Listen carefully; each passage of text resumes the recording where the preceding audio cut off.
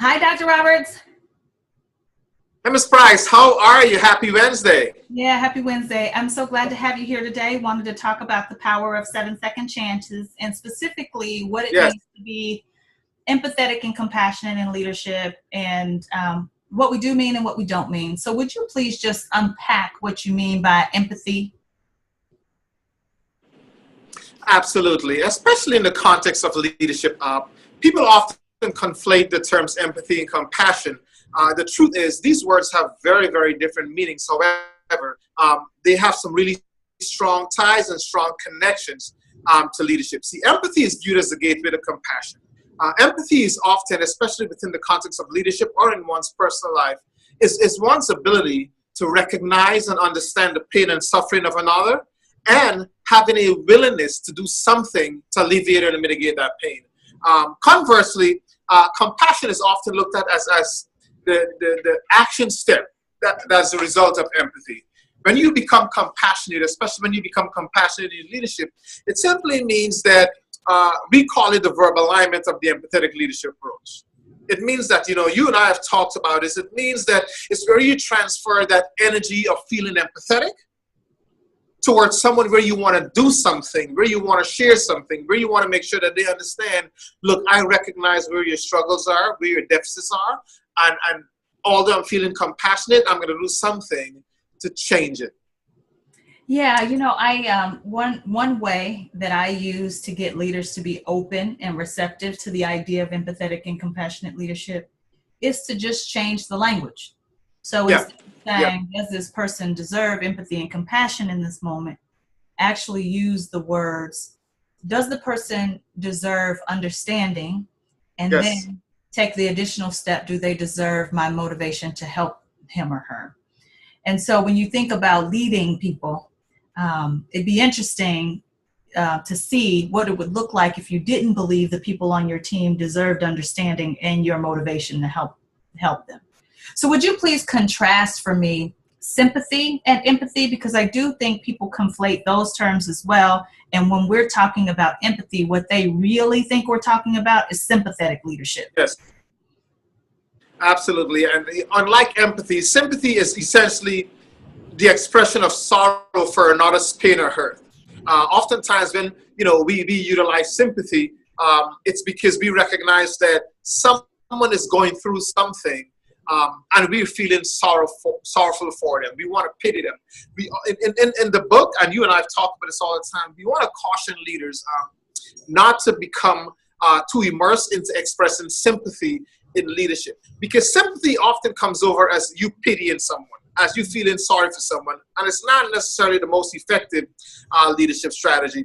Oftentimes, people, especially those individuals who know that they have the ability to improve, will not become motivated or inspired or even enlightened when you, as a leader, decide to express sympathy versus empathy. Oftentimes, a good example is simply this, especially in the field of education, where I spend all of my adult and professional life for the most part.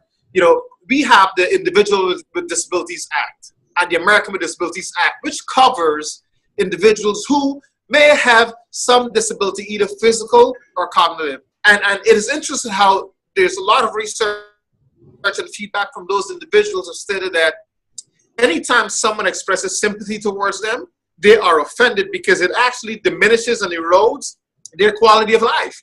And so we often caution folks, do not become sympathetic often in leadership, because sympathy means that you're pitying someone. Have an empathetic and compassionate approach whereby you are walking a mile in that person's shoes. You demonstrated that you understand what they're going through and you're willing to do something to improve their performance.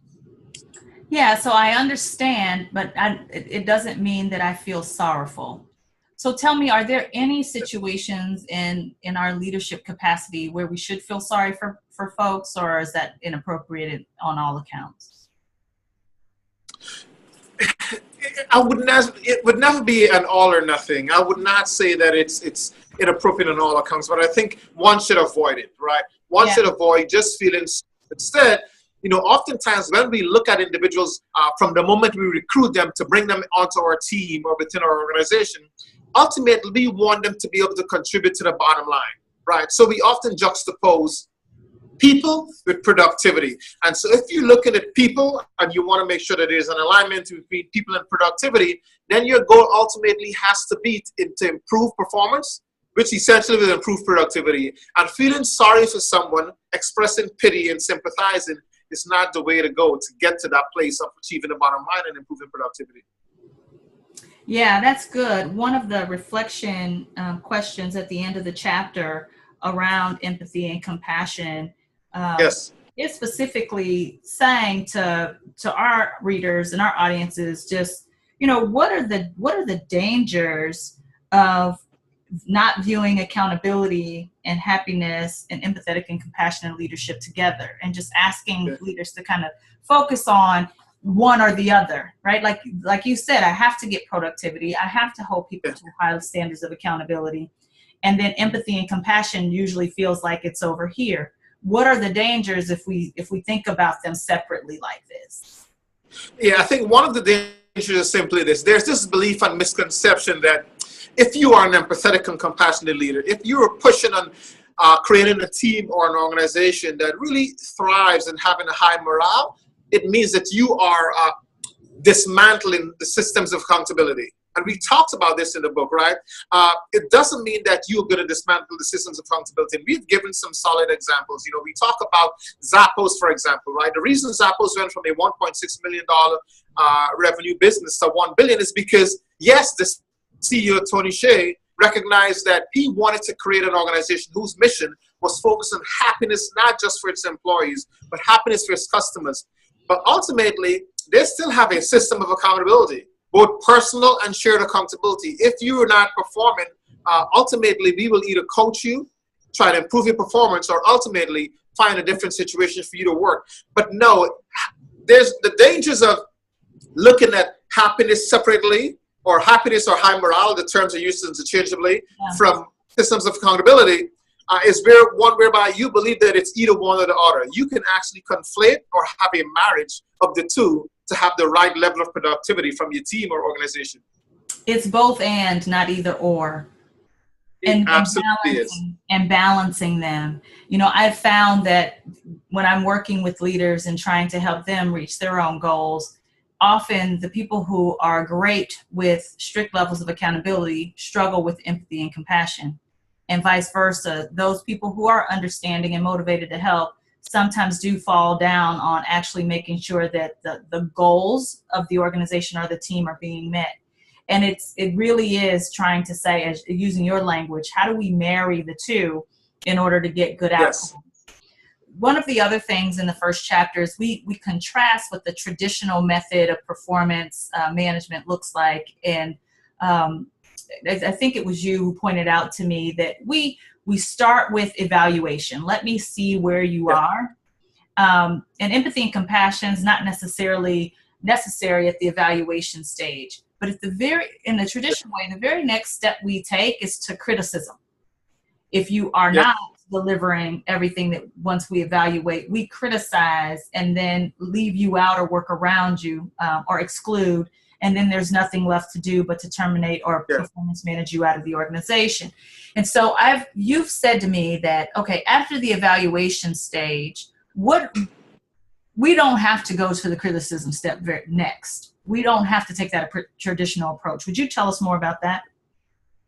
Yeah, I think the reason why we should not, and even evaluation should be something that we get to a little later on, is because to the point around performance management, when in organizations and in teams, traditionally when we think of performance management, it's this belief that we are trying to identify gaps in performance.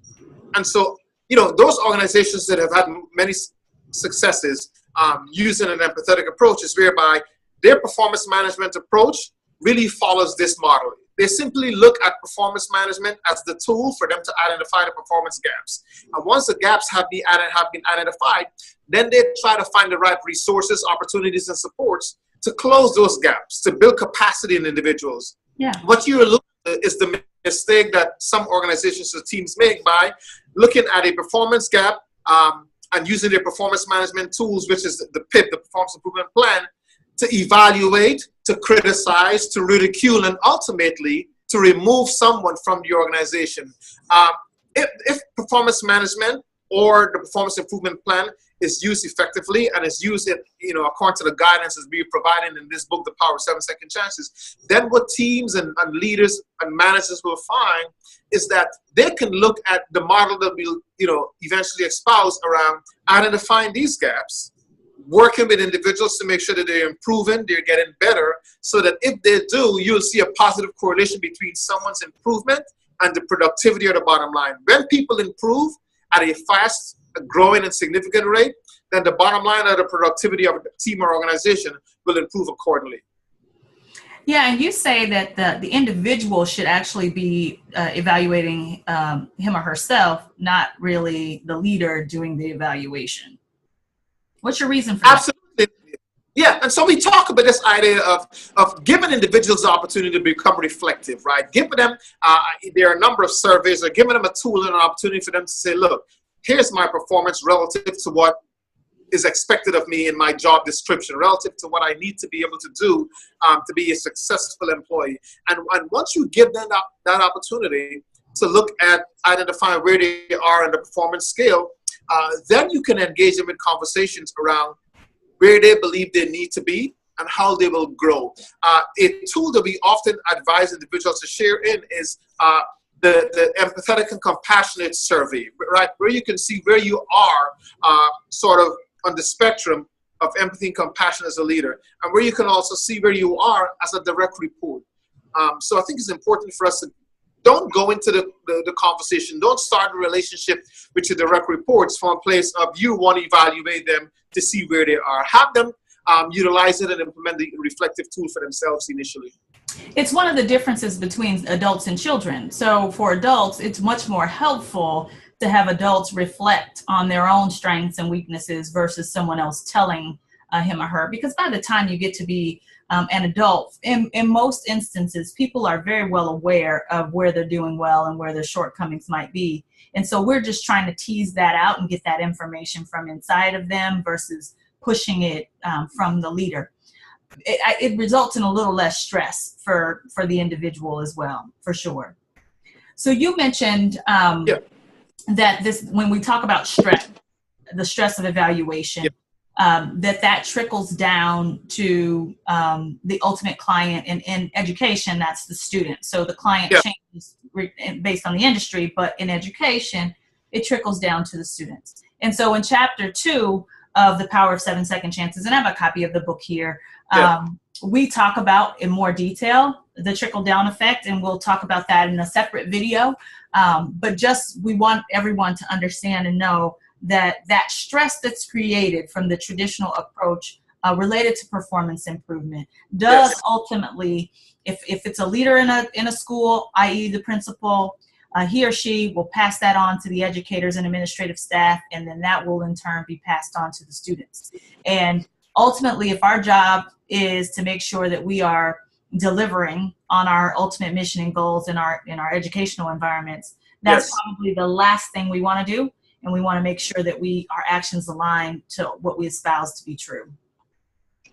Absolutely. And that stress that you're alluding to, Nicole, is simply this. We know that the research tells us that on any given day across America, and this has been true for the last 10 to 20 years, more than 70% of employees are disengaged. Yeah. They're the bare minimum.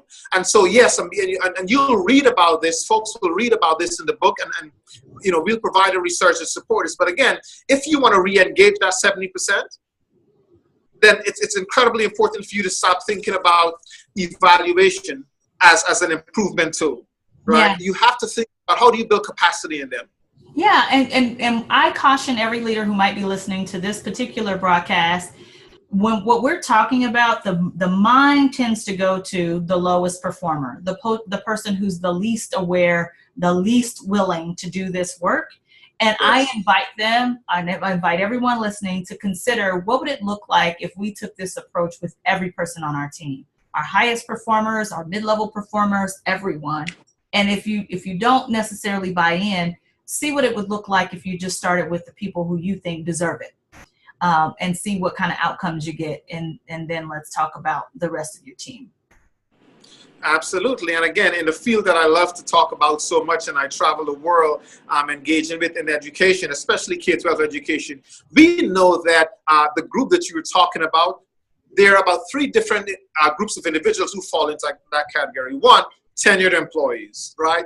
2, experienced employees. So teachers and school leaders and district leaders who are experienced oftentimes may have some gaps in performance because they have not necessarily been intentional about keeping up with what is current. And so do we just move them out without recognizing that they have value? No, the goal is not for us to move them out. The goal is for us to re-engage them by identifying what their struggles are. And instead of giving them the performance improvement plan that most HR directors and superintendents love to reach out and respond to, let's find out what can motivate and inspire them so that when they wake up every single morning, they want to be able to I often say, run red lights and stop signs to get to that place of employment because they're happy, they want to be there. And we'll see that trickle-down effect that we'll talk about a little later on taking effect. Yeah, and happy children learn more. So what if happy adults actually perform better? So that's a novel idea. I think it's a good place to stop. And I appreciate your time today. Thank you, Nicole. It's good talking to you as always.